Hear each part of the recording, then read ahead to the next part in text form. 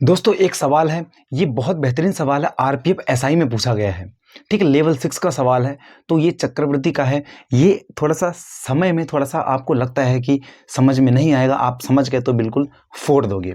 तो आपको ये सवाल करना कैसे है? तो देखो पूछता क्या है, 800 रुपए की राशि पर 10% वार्षिक दर से 2 सहित 2/5 वर्ष के लिए साधारण ब्याज और चक्रवृद्धि ब्याज के अंतर पूछा है। तो आप करोगे क्या? सबसे पहले मूलधन दिया है, ऐसे में सवाल क्या करोगे? सबसे पहले मूलधन दिया है, मूलधन क्या लेना है? 8,000। मूलधन 8,000, दर कितनी दी है? तो आप कहोगे दर है 10%। ठीक है, तो अब 8,000 का 10% के हिसाब से निकालना है और समय दिया है। समय कितना दिया है? पूरा पूरा ना देके 2 सही 2/5 वर्ष। तो लगभग इसको हम 3 मान लेते हैं। पहले हम 3 वर्ष का निकाल लेंगे, फिर 2/5 का अलग से कर लेंगे। तो करोगे कैसे? 8,000 का तुम जब 10% निकालोगे यानी 1/10 के हिसाब से, तो ब्याज कितना आएगा? 800। तो सीढ़ी बनते हैं, चक्रवृद्धि ब्याज में से सीढ़ी बनती है 00, 800 दूसरे साल के लिए, 800 तीसरे साल के लिए। ये 3 साल का ब्याज आ चुका है हमारे पास। तो 3 साल के ब्याज के बाद सीढ़ी ऐसे बनाई जाती है, ये इस प्रकार से सीढ़ी आप बना लेना, बिल्कुल बहुत आसान होता है। ठीक है, ये आसान होता है सवाल। तो अब इसका 10% यहाँ पर आएगा। तो 800 का 10% निकालोगे, 800 का 10% क्या? 800 का 10%, अब थोड़ा सा तेज बनाना सीखो दोस्तों। 800 का 10% 80, 80 हो जाएगा। और इस वाले खाने में इसका भी डबल लेते हैं यानी 160। मैं बिल्कुल आपको कॉन्सेप्ट बता रहा हूँ, जितना शॉर्ट कर पाओ आपकी हेडेक है। मैं बिल्कुल आपको ऐसा बताता हूँ कि कॉन्सेप्ट पूरा क्लियर हो जाएगा आपका ऐसे सवालों में। ठीक है, आपने ऐसे सवाल कई किए होंगे लेकिन एक बार देख लो। तो 8 दूनी यहाँ 2 16। अब यहाँ पर क्या आएगा? इस बॉक्स में भी 80 का 10% आएगा। तो 80 का 10% निकालोगे तो सिर्फ 8 बचेगा। तो यानी ये था पहले वर्ष का ब्याज, ये था दूसरे वर्ष का ब्याज, ये था तीसरे वर्ष का ब्याज।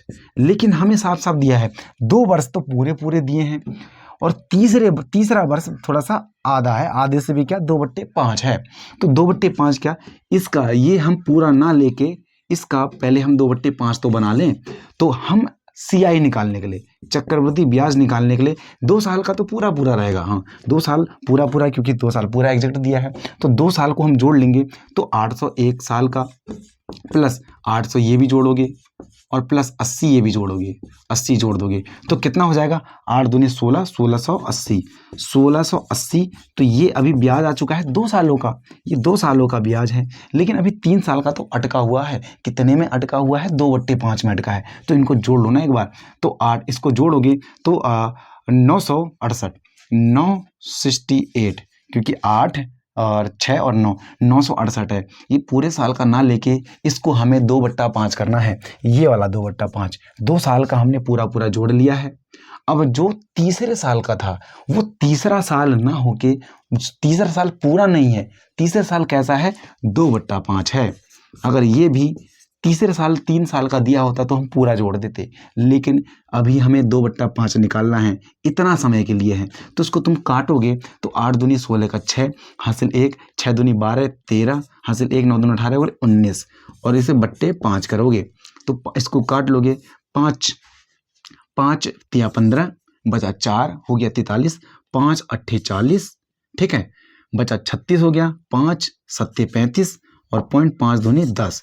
तो इतना आ गया 2/5 वर्षों का। जैसे मैंने ये कहा 2 वर्षों का ये और 2/5 वर्षों का ये। तो अब टोटल चक्रवृद्धि ब्याज कितना हो गया? तो मैं इसमें जोड़ दूंगा तो हो जाएगा 387.2 जोड़ दूंगा। तो अब टोटल चक्रवृद्धि ब्याज कितना हो गया? तो 2 7 8 8 16 हासिल 1, 6 3 9 10 हासिल 1 और 1 2।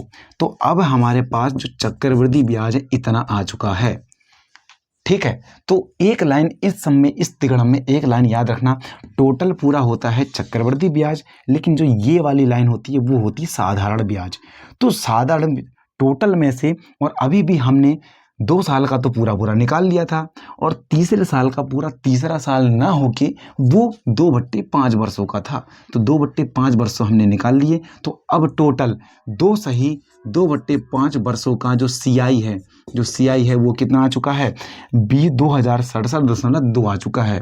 और अब हम साधारण ब्याज निकाल लेते हैं, तो एसआई निकाल लेते हैं। तो एसआई पहले साल, मैं कह रहा हूँ ये वाली लाइन पूरी क्या होती है, ये साधारण ब्याज होती है। पहले साल के लिए, दूसरे साल के लिए, तीसरे साल के लिए ये साधारण ब्याज है और टोटल है चक्रवृद्धि ब्याज।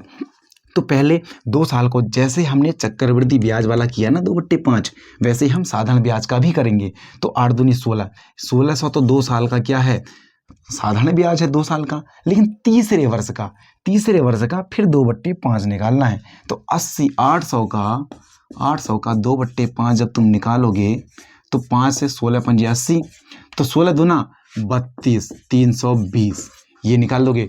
तो ये 2 साल का था और ये 2/5 वर्षों का था। ठीक है, ये कहना चाह रहा है। तो उसके बाद अब तुम कर दो, इनको जोड़ दोगे तो कितना आ जाएगा, 1 है 3 9 1920, ये आ गया हमारे पास SI। अब पूछा है CI minus SI, CI minus SI का अंतर पूछा है। तो CI है इतना 20, 67.2 और SI हमने निकाल लिया 1920।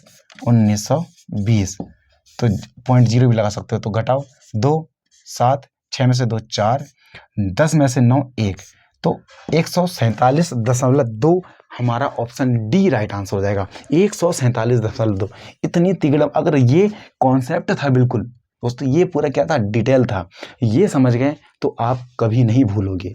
ये बट्टे वाले सवाल अगर 3 साल का एग्जैक्ट होता तो बिल्कुल एग्जैक्ट निकाल देना था, कुछ नहीं करना था, बिल्कुल एग्जैक्ट निकाल देना था, साफ साफ समझ में आ जाता। तो पहले हमने 2 साल का चक्रवृद्धि ब्याज जोड़ लिया, ये 2 साल का चक्रवृद्धि ब्याज है जो कि ये आया। उसके बाद तीसरे वर्ष का हमने निकाला कितना, 2/5 के हिसाब से।